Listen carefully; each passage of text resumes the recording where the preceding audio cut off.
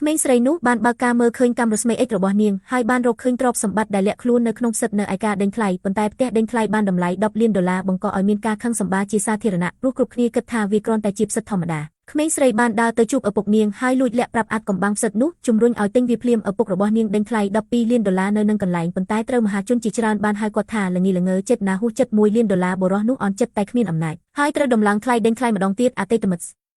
រីបន្ថែម$1 លានរាល់ពេលដែលទស្សនិកជនរិះគន់នាងយ៉ាងឆ្លើយប៉ុន្តែនាងប្រកែកថាការដេញថ្លៃគឺអំពីអ្នកដេញថ្លៃខ្ពស់ជាងគេហើយទេឌីបុរសនោះថាខ្វះការប្រកួតប្រជែងធ្វើឲ្យនារីនោះខឹងសម្បារស្រាប់តែដេញថ្លៃបាន$100 លានស្ត្រីនោះតបនឹងនារីម្នាក់ឲ្យតម្លៃ$100,000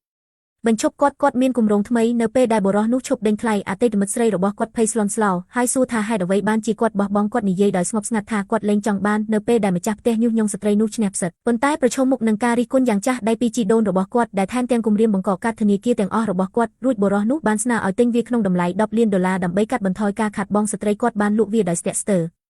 ក្មេងស្រីបានយកសិទ្ធិនេះទៅឲ្យស្ត្រីនោះហើយនិយាយថានាងនឹកសំណាងណាស់នាងក៏ស្ទុះទៅចាប់សិទ្ធិនៅចំពោះមុខមនុស្សគ្រប់គ្នាបង្ហាញពីទ្រព្យសម្បត្តិដែលនាំមកក្នុងហ្វូងមនុស្សសោកស្ដាយភ្លាមដែលមិនបានដេញថ្លៃវា